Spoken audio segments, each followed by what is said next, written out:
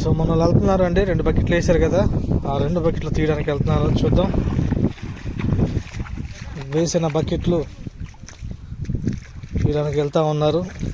బకెట్లతో చేపల వేట అనేది చూపిస్తూ ఉన్నాను చూడండి. సూపర్.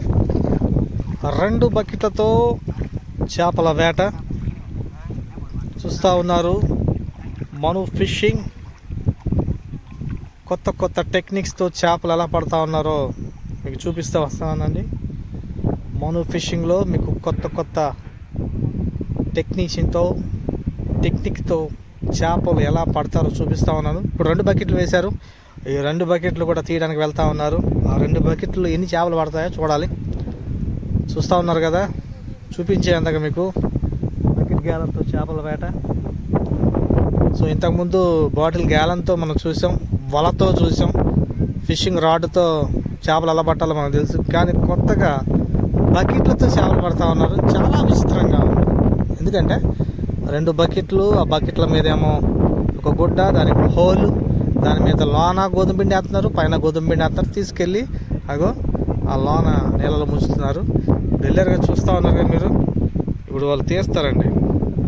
తీసిన తర్వాత తీస్తూ ఉన్నాడు. ఇక్కడ మునిగాడు, అక్కడ తీసాడు, బకెట్ ఓపెన్ చేశాడు, అదిగో చెయ్యి పెట్టాడు హోల్కి, ఇక్కడ తీసాడు, ఇక్కడ హోల్ పెట్టాడు, చేతికి హోల్కి అడ్డం పెట్టాడు చెయ్యి, ఎందుకంటే చేపలు బయటికి వెళ్ళిపోకుండా. చూస్తూ ఉన్న 2 బకెట్లు కూడా తీయడం జరిగింది. మరి ఈ బకెట్లు అయితే ఏం లేవనట్టే కనిపిస్తూ ఉన్నాయి, ఎందుకంటే దాంట్లో ఉంటే లేవట.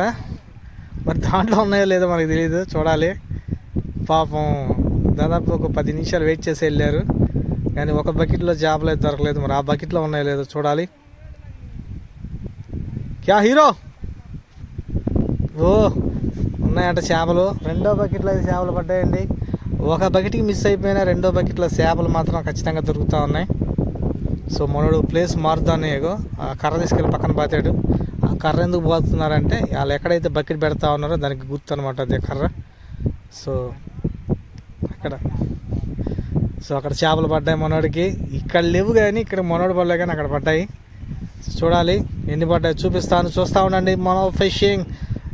ఈ ఛానల్ చూస్తున్న, ఈ వీడియో చూస్తున్న మీరు ఛానల్ సబ్స్క్రైబ్ చేసుకోండి, చేసుకోకపోతే షేర్ చేయండి, అదేవిధంగా లైక్ చేయండి. ఎందుకంటే కొత్త కొత్త టెక్నిక్స్తో, కొత్త కొత్త ఐడియాలతో చేపలు ఎలా పడుతూ ఉన్నారో మీకు చూపిస్తూ ఉన్నారు. చూశారు కదా, బకెట్తో చేపల వేట.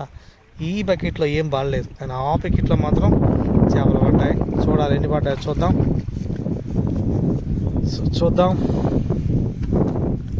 మంచి మోసుకుని వెళ్తున్నాడంటే సరిగ్గానే పడి ఉంటాయి. చూడాలి.